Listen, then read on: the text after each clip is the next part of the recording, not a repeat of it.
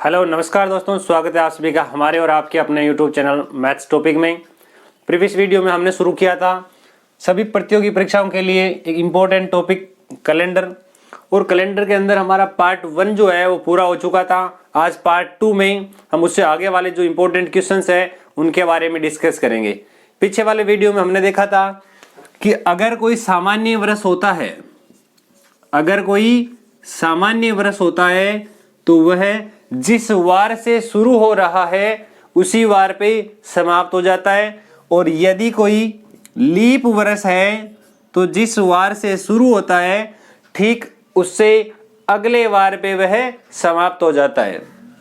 तो इसलिए हम कह सकते थे, ऐसा हमने देख लिया था कि यदि 1 जनवरी 2001 को 1 जनवरी 2001 को संडे है, क्या है? संडे। तो सेम इसी प्रकार से जो 31 दिसंबर आएगा इस 2001 का, उस दिन भी क्या होगा? संडे हो जाएगा। परंतु यहीं पर अगर लीप वर्ष में देखा जाता, जिसमें कोई भी एक लीप वर्ष ले लेते हैं, जैसे यहां मैंने लिख दिया 2004 की बात हो रही है, और मैं यहां लिख देता हूं 1 जनवरी 2004 को अगर शुक्रवार है, कौन सा वार है?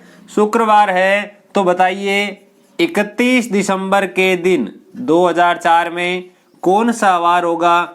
तो उससे ठीक आगे वाला वार यानी शनिवार हो जाएगा। ये बातें हमने प्रीवियस वीडियो में डिस्कस की थी। इसी के साथ ये भी देखा था कि अगर किसी बच्चे का जन्म मान लो 1 जनवरी 2004 को हुआ है तो वह अपना अगला जन्मदिन कौन से वार को मनाएगा? तो उसमें हमने क्या देखा था, 1 जनवरी 2004 के दिन मान लिया शुक्रवार है, कैसा क्वेश्चन में दिया जाएगा और पूछा जाएगा कि वह अपना अगला जन्मदिन अर्थात 1 जनवरी 2005 के दिन कौन सा वार होगा। अभी हमने लिखा ये लीप वर्ष है, इसलिए इसकी समाप्ति होगी इसे ठीक आगे वाले दिन पे। तो 31 जनवरी 2004 के दिन शनिवार है, तो बताइए 1 जनवरी के दिन हमारे पास में रविवार हो जाएगा। मित्रों, ये जो हमने लिखा है यहां तक हम अपने प्रीवियस वीडियो के बारे में डिस्कस कर चुके हैं। अब हम इनसे आगे की ओर बढ़ते हैं, और इनसे आगे बढ़ने के लिए आप देख रहे होंगे कि मैंने साइड में कुछ एक लिख रखा है जो आप बहुत ही छोटी छोटी कक्षाओं से पढ़ते आ रहे हैं, जनवरी, फरवरी, मार्च, अप्रैल से लेकर के दिसंबर तक। इन सभी महीनों में ये दिनों की संख्या होती है, कई 30 का है, कई 31 का है, परंतु जो फरवरी महीना होता है या तो 28 का होता है या फिर 29 का होता है। इससे संबंधित प्रश्न जो हमारे पास में किस प्रकार के पूछे जाएंगे, आज के वीडियो लेक्चर का हमारा पहला क्वेश्चन कुछ इस प्रकार से है, जैसा कि आपको दिखाई दे रहा होगा कि प्रश्न हमारे सामने इस प्रकार से आएगा कि 2 मार्च को, कौन सी तारीख को? 2 मार्च को बुधवार है। ये लो साहब हमने लिख दिया। आगे हमें पूछा गया है, तो ये आप बताइए कि इसी महीने के 26 मार्च को कौन सा वार होगा। इस प्रकार के प्रश्नों को कैसे हल करते हैं वो देखिए। हमें दिया 2 मार्च के दिन बुधवार है, ओके, और मुझे पूछा है 26 मार्च के दिन कौन सा वार होगा। इस कंडीशन में एक बात का विशेष ध्यान रखें, वो बात कौन सी कि इन दोनों दिनों में से कोई एक वार, इन दोनों में से कोई एक तारीख गिनी जाएगी। यानी हमारे पास में टोटल 26 दिन है, इन 26 में से ये 2 तो कम हो जाएंगे, ये 2 कम हो गए, बाकी हमारे पास में कितने दिन बच गए? 24 दिन। कितने दिन बच गए? 24 दिन। हम जानते हैं कि एक सप्ताह जो है वो 7 दिनों का होता है, और 7 दिनों के बाद में वापस उन्हीं वारों का वापस फिर से रिपीटेशन स्टार्ट हो जाता है। तो सप्ताह में जितने दिन होते हैं हम वो कैसे काम में लेते हैं वो देखिए मित्रों। यहां तक मेरे पास में आया 24। एक सप्ताह में जितने दिन होते हैं उन दिनों की संख्या का इसमें भाग लगा दो। जितने भी आपके पास में ऑल ओवर दिन बचे उनमें इसका भाग लगाओ। तो देखिए आप 3 बार भाग पूरा पूरा जाता है, शेष फल कितने बच गए? 3। जो भाग पूरा जा चुका है वो हमारे किसी काम का नहीं है, जो शेष फल बच चुके हैं वो हमारे काम का है। अगर शेष फल 3 बचे हैं तो इस बुधवार में +3 कर दो, अगर 5 बच जाते तो +5 कर देते, 2 बचते तो +2 कर देते। तो हमारे पास बुधवार में 3 बार और जोड़ दो। बुधवार में जैसे ही 3 बार और जोड़ दिए जाएंगे तो हमारे पास में गुरुवार, शुक्रवार और अंततः हमारे पास में 26 मार्च के दिन शनिवार हो जाएगा। देखिए इसी प्रकार का एक क्वेश्चन और लेके आते हैं, उससे आपको ये अच्छी प्रकार से बात समझ में आ जाएगी। एक इसी प्रकार का बहुत ही अच्छा सा प्रश्न है, मैं लिख देता हूं कि अगर हमारे पास में दिया गया है कि 3 जनवरी के दिन हमारे पास में शनिवार है। 3 जनवरी को कौन सा वार है? शनिवार है। तो आपको पूछ लिया कि बताइए कि 31 जनवरी के दिन कौन सा वार होगा, और हमारे पास कोई भी 4 ऑप्शन दिए जा सकते हैं। हमें उन चारों ऑप्शन में से उपयुक्त ऑप्शन का चयन करना है। तो सबसे पहला काम क्या करना है, देखिए इन दोनों का डिफरेंस कितना है। टोटल 21 दिन है, उनमें से 3 दिन तो पीछे वाले घटाने हमें, तो हमारे पास 18 बच जाते हैं। टोटल दिनों की संख्या कितनी बच गई? 18। मैंने बताया कि जितने भी दिन हो, जितने भी हमारे पास में दिन दिए जाए, उन दिनों की संख्या को 7 से विभाजित करते हैं। तो देखिए जैसे ही मैं इसको 7 से विभाजित करता हूं तो मेरे पास भाग 2 बार जाता है, तथा जो रिमाइंडर है यानी जो शेषफल है वो हमारे पास 4 बच जाता है। जितनी बार भाग गया वो हमारे पास इस प्रश्न में काम नहीं आने वाला, काम में आएगा तो सिर्फ शेषफल। तो इस शनिवार में 4 और जोड़ देंगे।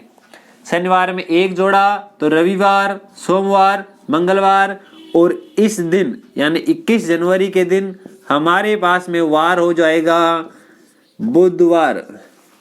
तो इस प्रकार की चीजों को याद रखने के लिए मैं आपके देखिए एक बहुत छोटी सी चीज बताता हूं, अगर वह आपको याद रह गई तो ये वाले जो प्रश्न है आप चुटकियों में हल कर पाएंगे।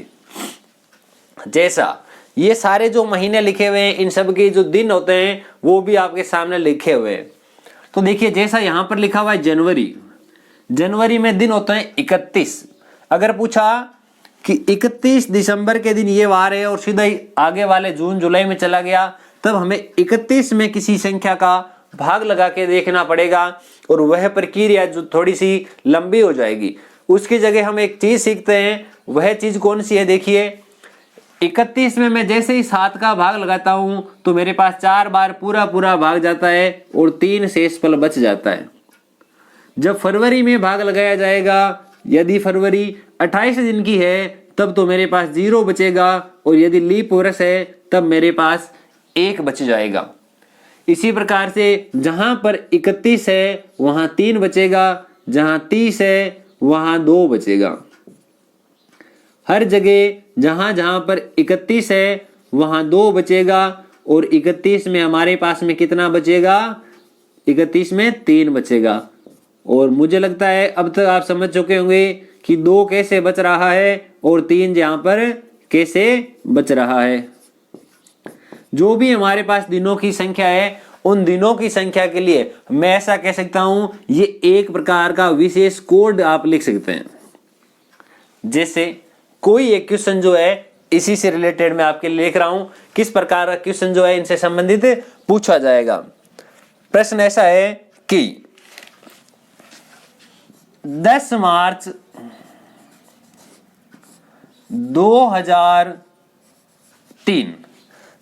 2003 के दिन हमारे पास में शुक्रवार दिया गया है। कौन सा वार है? शुक्रवार। तो हमें पूछा है मित्रों कि 25 जून, किसका पूछा है? 25 जून 2003 को कौन सा वार होगा। अब ये जो प्रश्न है इसके लिए हमें ये वाली चीज काम में आएगी। देखिए किस प्रकार से काम आएगी। मेरे पास किस किस महीने के बारे में बात की गई है, पहले उससे संबंधित बात करते हैं। यहाँ पर मेरे पास में कौन कौन से महीने शामिल है, देखिए एक तो मार्च शामिल है, मार्च के बाद में कौन आता है अप्रैल, अप्रैल के बाद में आता है मई, मई के बाद में आता है जून।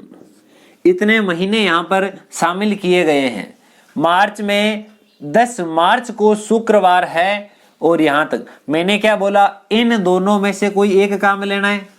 अगर 10 को तारीख को शामिल करते हो तो आपको 25 की बजाय 24 मार्च तक ही लेना है, और अगर आप 25 मार्च को शामिल करना चाहते हो तो इस 10 की जगह इस 10 को काम में नहीं लेंगे और डायरेक्ट हम 11 से शुरू कर देंगे।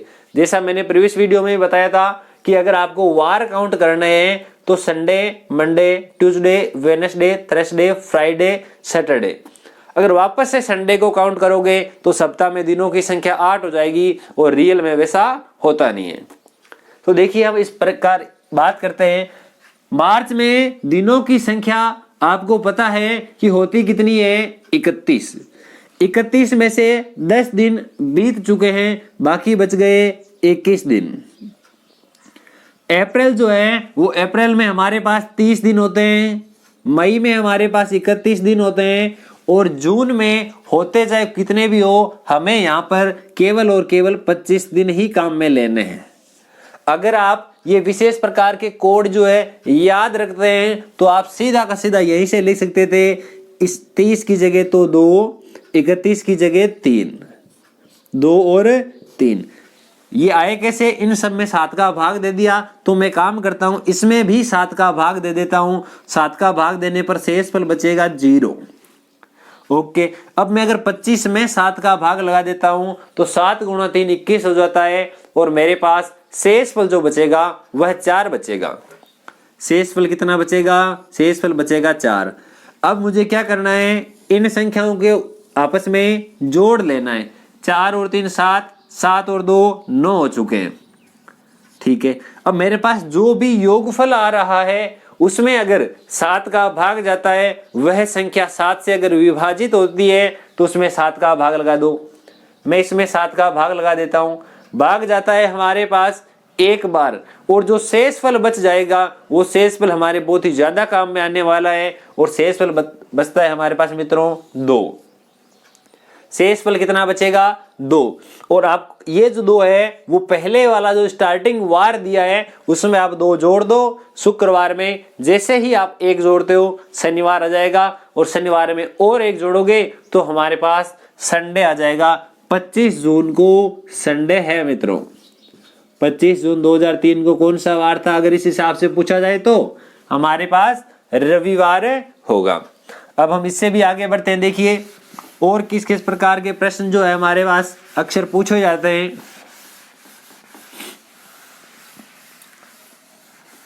देखिए अगर डायरेक्ट क्वेश्चन कुछ इस प्रकार का आ जाए जो वर्षों से संबंधित है, पूछ लिया कि 5 मई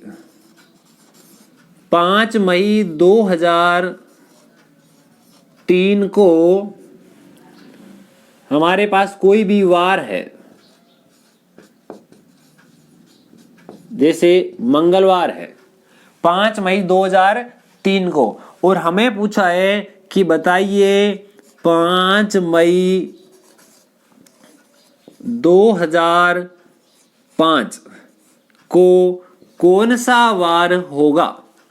इसमें डायरेक्ट दिया हुआ है कि 5 मई 2003 के दिन तो मंगलवार है, तो बताइए 5 मई 2005 के दिन कौन सा वार होगा।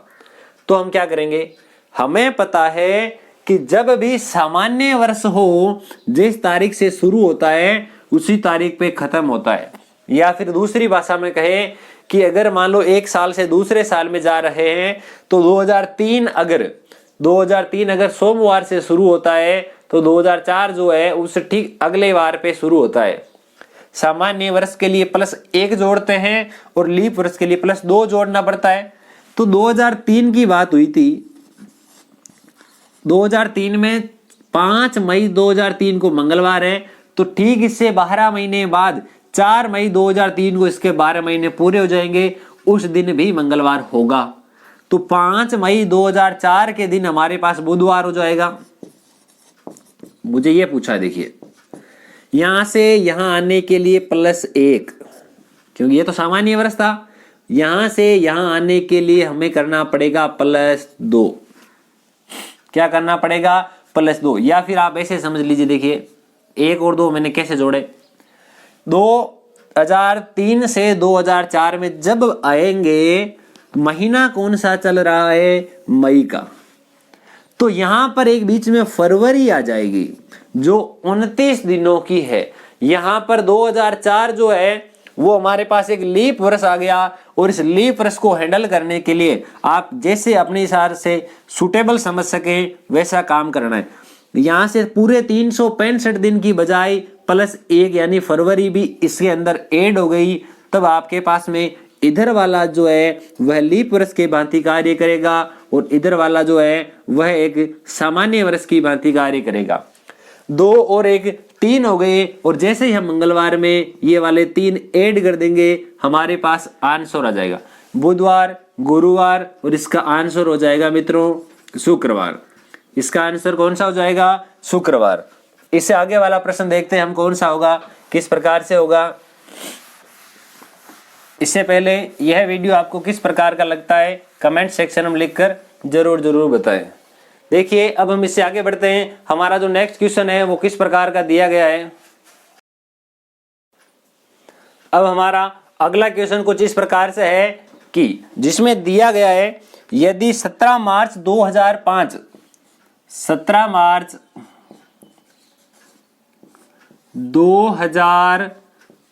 के दिन जो वार हमारे पास था वो दिया गया है बुधवार। कौन सा वार दिया गया है? बुधवार दिया गया है। और हमें पूछा है कि बताइए कि 12 सितंबर के दिन कौन सा वार होगा। जो 12 सितंबर है 2005 का, उसमें कौन सा वार होगा। हमारे पास उसी प्रकार से 4 ऑप्शन दे दिए जाएंगे। इस प्रश्न को हल करते हैं। मैंने बोला यहाँ 17 मार्च है, और मार्च के अंदर हमारे पास 31 दिन होते हैं। 31 दिनों में से 17 दिन बीत चुके हैं। तो अब देखिए हमारे पास इन दोनों के बीच में डिफरेंस कितने का है। जैसे ही आप पता करोगे, यहां पर हमारे पास में ये जो है वो अंतर है, ये रहा। कौन कौन से महीने बीच में आ रहे हैं वो भी मैं लिख देता हूं एक बार के लिए। एक तो होता है मार्च, एक आएगा अप्रैल, मई, जून, जुलाई, अगस्त, और लास्ट में आ जाएगा सितंबर। हमें पता है कि मार्च के जितने दिन बीत चुके हैं उनके अलावा ये हमारे पास बचे हुए हैं। कितने बच गए? 14 हमारे पास बचे हुए हैं। बात करूं अगर सितंबर की, तो केवल 12 दिन ही काउंट करने हैं, बाकी दिनों से कोई लेना देना नहीं होगा। अब अगर आपको ये विशेष कोड याद है तो कैसे काम करेंगे। अप्रैल महीने के लिए हमारे पास होता है 2, अप्रैल के लिए कितना होता है? 2, मई के लिए 3, जून के लिए 2, जुलाई के लिए 3, और अगस्त के लिए कितने होते हैं? 3 होते हैं।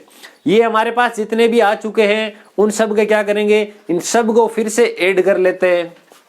आप चाहे तो ऐसा करो, इस 14 में 7 का भाग लगाओ, डायरेक्ट 2 बार भाग जाता है, शेषफल 0 बच जाएगा। शेषफल कितना बचेगा? 0। और आगे बढ़ते हैं। इस 12 में भी आप 7 का भाग लगा दो, एक बार भाग पूरा चला जाएगा, और शेषफल बचेगा हमारे पास में 5। शेषफल कितना बचेगा? 5। तो केवल 5 ही काम में ले लेंगे। तो हमें पता 7 जैसे ही हो हमारे पास में आगे बढ़ जाना डायरेक्ट ही। तो देखिए यहां पर जो है इसको मैं कैसे जोड़ता हूं, फ्री। 3 और 2 5, 5 और 2 7, 7 में 7 का भाग पूरा जाता है, इसलिए पूरा मामला ही कैंसिल हो गया। ओके, अब इन सबको जोड़ लेते हैं। कितने बच्चे देखिए, 6 और 5 होते हैं हमारे पास 11। इस 11 का क्या करेंगे, 7 से डिवाइड करेंगे। 7 से डिवाइड करने के बाद हमारे पास भाग एक बार जाएगा और जो शेषफल है वो कितना बचेगा, 4 बचेगा। तो इस बुधवार में ठीक 4 जोड़ देंगे और 4 जोड़ने के बाद में ये देखिए गुरुवार, शुक्रवार, शनिवार और ये हमारे पास संडे यानी रविवार हो जाएगा। कौन सा वार हो जाएगा, रविवार हो जाएगा। ये हमारा वार भी आ चुका है। अब हम इससे भी आगे बढ़ते हैं। हमारा देखिए कौन सा वार आता है, किस प्रकार का प्रश्न जो है वो हमारे पास में पूछा जाता है।